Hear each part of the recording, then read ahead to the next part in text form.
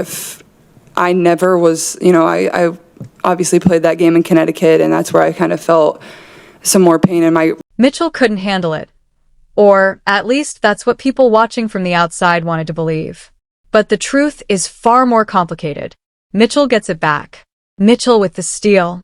Mitchell drives inside. For years those calls echoed through arenas that were often half empty. For years the name Kelsey Mitchell carried the weight of an entire franchise on her shoulders. And now, with a single decision, one signature she refused to give, the entire Indiana Fever organization finds itself standing on the edge of uncertainty. When Mitchell rejected the offer, she didn't hesitate. Not for a second. No long negotiations. No dramatic press conference. Just silence, and then the message everyone feared. No. And suddenly the Fever's carefully constructed future began to shake. Because Mitchell was never just another player in Indiana. She was the one who stayed when everyone else quietly disappeared. She was there during the years when losing felt permanent, when rebuilding felt endless, when fans stopped believing the franchise would ever find its way back to relevance. Long before the cameras returned to Indiana, long before the sold-out crowds and national broadcasts, Mitchell was the one keeping the franchise alive. The story begins in 2018. The Fever selected Mitchell with the second overall pick in the WNBA draft after her legendary college career at Ohio State. She arrived in Indianapolis as a young guard from Cincinnati, just 2 hours from home, stepping into a situation that very few young players would ever choose willingly. The team was struggling. The roster was unstable. The direction of the franchise was uncertain. And the expectations were heavy. But Mitchell didn't complain. She didn't run. She didn't look for an exit. Instead, she went to work. Season after season, loss after loss, she kept showing up. 7 years. 7 long seasons without a playoff appearance. Think about that for a moment. 7 seasons is not just a difficult stretch in professional sports, it is an entire era of a player's career. Many WNBA careers don't even last that long. Yet Mitchell spent every one of those years wearing the Fever jersey, scoring points, fighting through losing seasons, and representing a franchise that often seemed stuck in a permanent rebuild. Night after night, she carried the offense.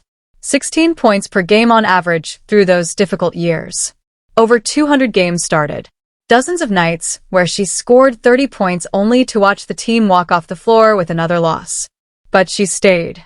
Not because she had to, because she believed something better could eventually come.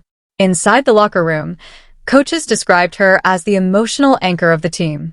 The player who showed younger teammates how to keep competing even when the standings said the season was already lost. Leadership like that rarely shows up in highlight reels. It doesn't trend on social media. But every successful franchise in sports history has relied on someone like that, the player who holds everything together when things are falling apart. For the Fever, that player was Mitchell. She was the foundation, even before anyone knew what the future would look like. And then everything changed. The year was 2025. And the moment that altered the course of the entire franchise arrived in the form of a rookie, Caitlin Clark. Almost overnight, the Fever became the center of the basketball world. Arenas that once struggled to fill seats suddenly sold out within minutes. Television cameras that rarely pointed toward Indiana now followed every game. Merchandise sales exploded. Media coverage intensified. The WNBA had found its newest superstar. And suddenly the Fever were no longer an afterthought. They were the most talked about team in women's basketball. For many veteran players, a moment like this can feel threatening. A young superstar arrives and the narrative of the franchise shifts completely. But Mitchell didn't fade into the background. She elevated her game. In fact, she delivered the best season of her professional career. 20 points per game. Nearly 40% shooting from 3. Elite scoring numbers that placed her among the most dangerous offensive players in the entire league. She earned all WNBA first-team honors. Her teammate Aaliyah Boston was named to the second team. For the first time in franchise history, 2 Fever players appeared on the All-WNBA lists in the same season. It was a moment that symbolized something the franchise had not experienced in years. Hope. But the story wasn't perfect. Because even during this breakout season, adversity returned. Clark missed significant time due to injury. The spotlight dimmed slightly. And once again, Mitchell was forced to carry the offense during long, exhausting stretches of the schedule. She played every single regular season game, all 44. Even after battling a terrifying medical condition known as rhabdomyolysis, a dangerous muscle breakdown that can threaten an athlete's entire career.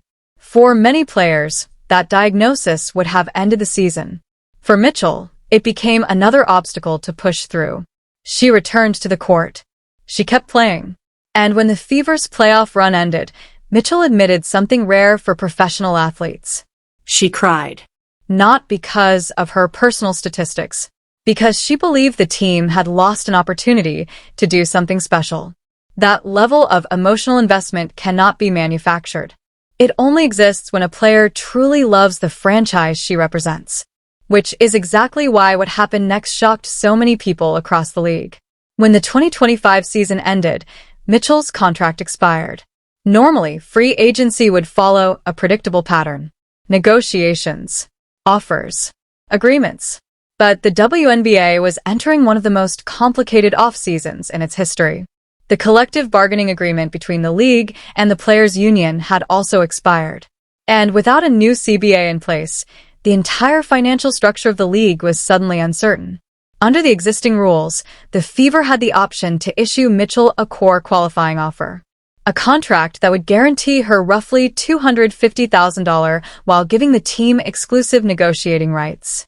On the surface, it looked like a strong offer. But there was a catch. The proposed new CBA, still under negotiation, could increase the Supermax salary to more than $1 million per year. That difference is enormous. For an athlete with a limited career window, it represents the difference between a comfortable career and generational financial security.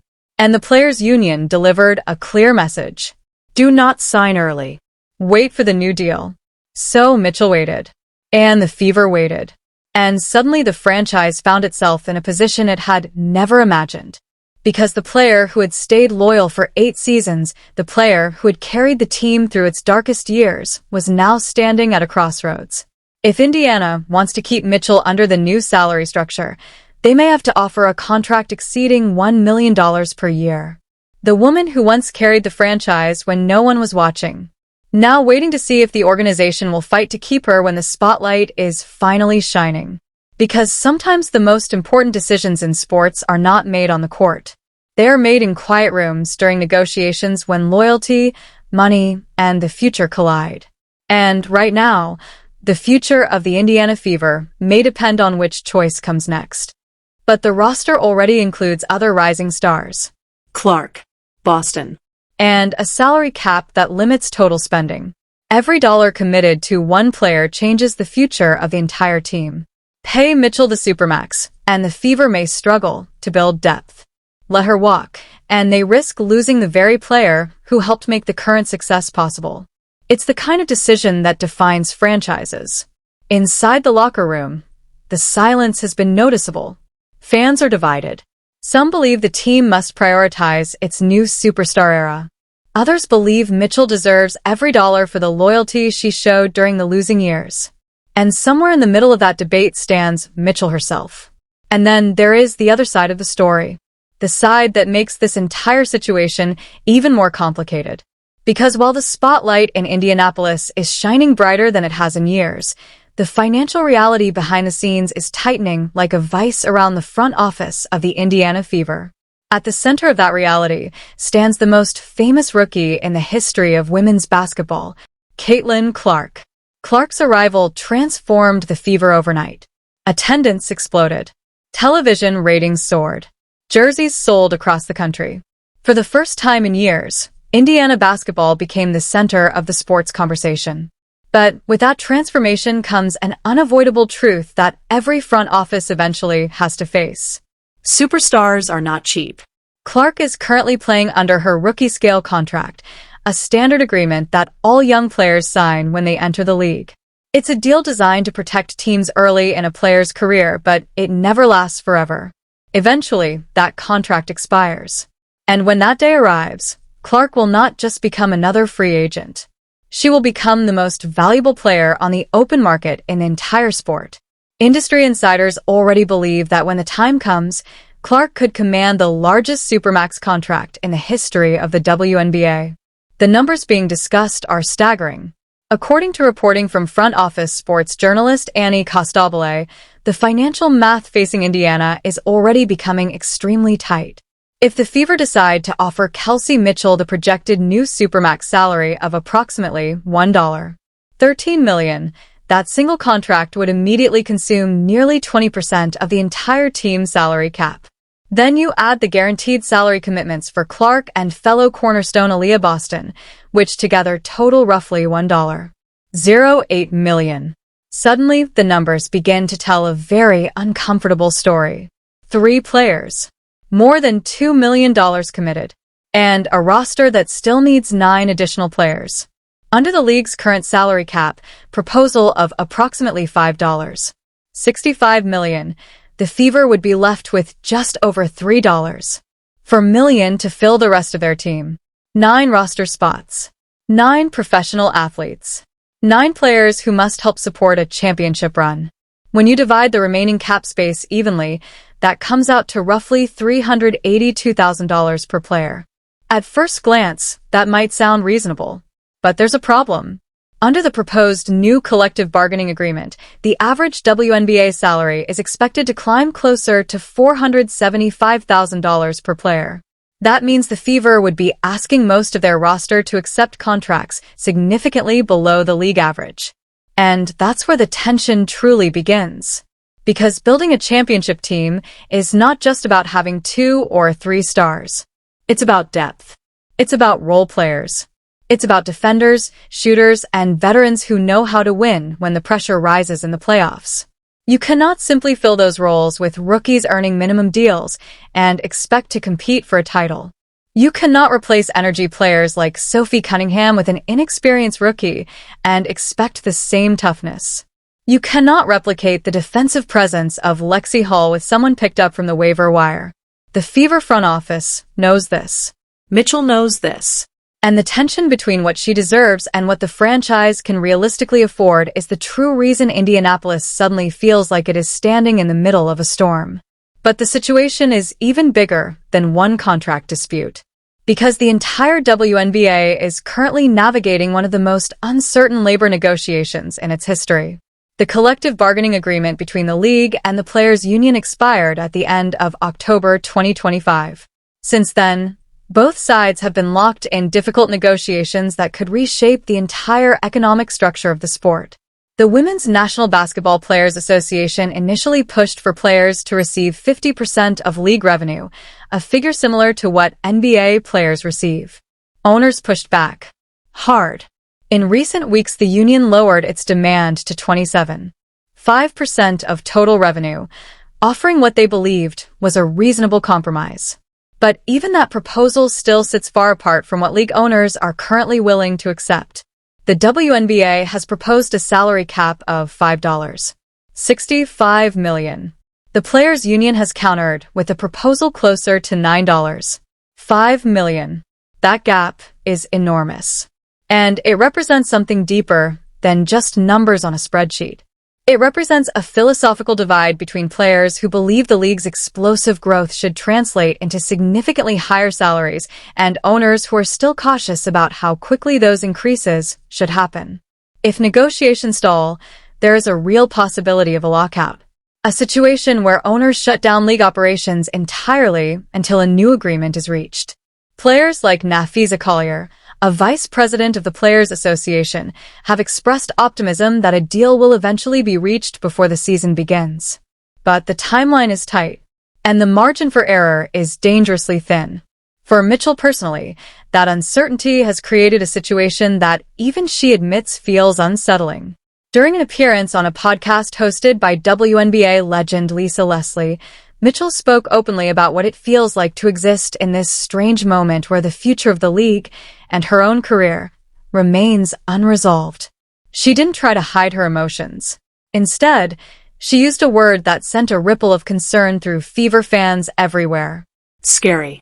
She said it plainly. She said it twice. None of us knows what our future holds, and that's scary. This wasn't a young player unfamiliar with the business side of sports. This was a 30-year-old veteran who has spent nearly a decade navigating the realities of professional basketball. Players with that level of experience choose their words carefully. And when Mitchell used the word scary, it sounded less like casual conversation and more like a warning signal. Because uncertainty at this level does not just affect negotiations. It affects everything. Sleep. Training, focus, even loyalty. Inside the locker room of the off-season team she was playing with, many of the athletes shared the same anxiety. Established WNBA stars, veteran professionals, players who normally enter a season with clear contracts and defined roles. Now, all of them were waiting to learn where they would play, waiting to see what their salaries would be, waiting for a deal that might redefine the financial future of the entire league. That kind of collective uncertainty lingers in the background of every conversation. And it inevitably opens the door to something dangerous for the Fever. Other teams. Because every day Mitchell remains unsigned is another day rival franchises quietly monitor the situation. Another day where general managers pick up the phone. Another day where offers, real offers with real numbers attached, begin to circulate. Inside the Fever organization, the support for Mitchell remains strong. Head coach Stephanie White has repeatedly stated that re-signing Mitchell is the top priority of the offseason.